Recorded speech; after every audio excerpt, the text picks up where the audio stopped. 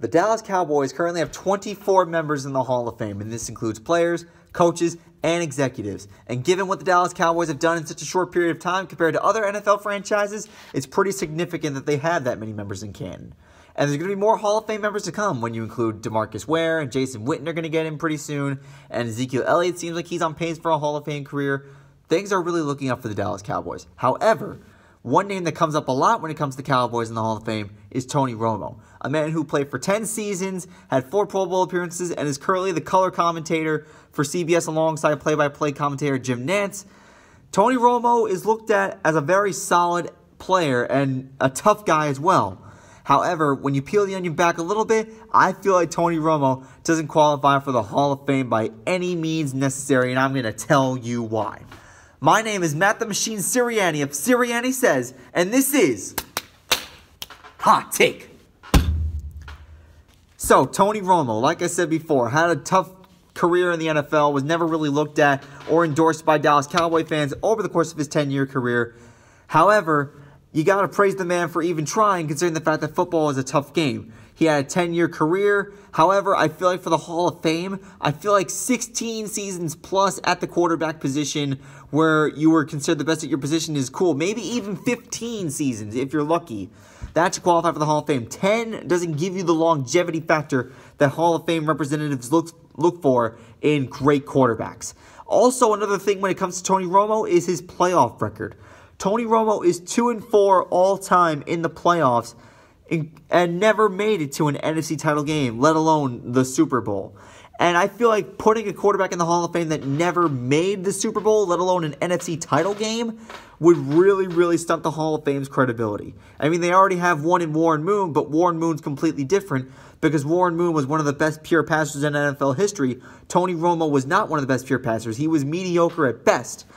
And when you consider the fact that the Dallas Cowboys lost a game in Green Bay back in 2014 where Dez Bryant had the non-catch, I feel like even if that was a catch and the Cowboys go on to win that game and they do make the NFC title game, I feel like the Dallas Cowboys would get blown out by Seattle because it would be in Seattle where it's loud and thunderous in there.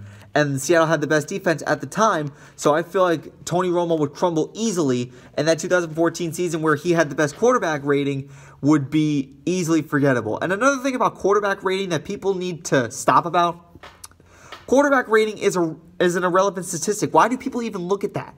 It's like the Pythagorean theorem. Why do we need the Pythagorean theorem in our lives, you know?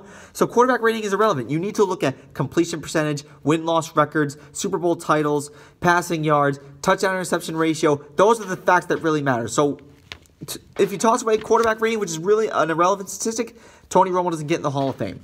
And also, they say it's not how you start, it's how you finish. When you look at the Cowboys in the regular season through 2011 to 2013, that was when the Cowboys couldn't win the NFC East when it really mattered, and I feel like that hurts Tony Romo's credibility as well.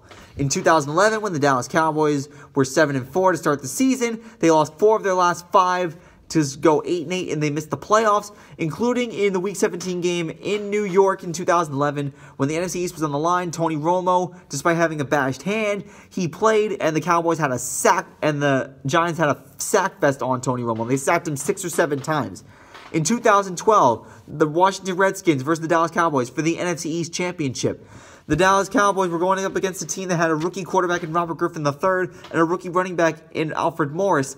And Tony Romo threw 3 interceptions, on the first 2 drives that the Dallas Cowboys had on the offense. And the Cowboys, when they cut the deficit from 21 to 18 at some point in the game with 5 minutes left, Tony Romo threw a costly interception, and the Cowboys wanted to lose 28 to 18, and you lose to a rookie backfield. That doesn't help your cause, Tony.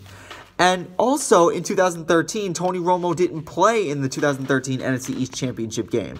However, the reason why he didn't play was because he had a broken clavicle bone, and I've seen Tony Romo play through a lot worse. He's played through broken ribs. He played through a sore back. However, when you don't play through a broken clavicle bone, you put your body on the line to win the NFC East, that just hurts your credibility a lot, especially given the fact that Tony Romo has had 8 injuries over the course of his career. That should hurt his Hall of Fame chances as well.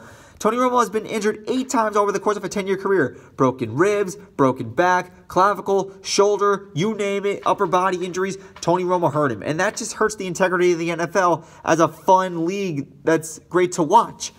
Another reason why Tony Romo shouldn't be in the Hall of Fame is because for all the stats he put up in 10 years, he was never in contention for an MVP award. He was voted Walter Payton Man of the Year, but that's irrelevant too. Yeah, you had a great character off the field, but does character off the field really mean you should be in the Hall of Fame? No, you got to judge these people on what they do on the field and what they do when they win. Going back to the playoffs for Tony Romo, one of Tony Romo's most embarrassing losses in the playoffs was in his first playoff game back in 2006 in Seattle when he botched a potential game-winning field goal snap in Seattle. Why the Cowboys even made him hold the field goal snap to begin with is anybody's guess, but I don't really want to speculate.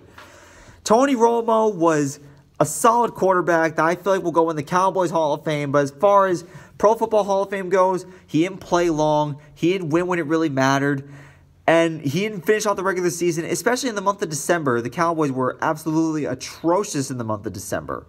Tony Romo could not finish the job. Ultimately, Tony Romo is great on commentary, and if the Hall of Fame did allow commentary guys to get in, Tony Romo might have a shot at that. But as far as his play as a quarterback on the field, I feel like he does not deserve it because he didn't do enough. He didn't have a lot of memorable moments. He had a lot of talent in Jason Witten and DeMarco Murray and Dez Bryant and Terrell Owens over the course of his career. But when you can't win a Super Bowl with that kind of talent and you get off to a great start, I feel like that should hurt your career resume. Now, don't forget to leave a comment below and let me know what you think about Tony Romo, whether or not he's a Hall of Famer or not. I don't think he is. Like this video, share it with your buddies, and subscribe to Sirianni Says' YouTube channel, and follow me on Twitter at SirianniMatt. And you could also go on SirianniSays.wordpress.com and read some lovely articles by me, and follow the journey with me as we continue this road. My name is Matt the Machine Sirianni of Sirianni Says, and this has been Hot Take. I hope you enjoyed, and I will see you soon.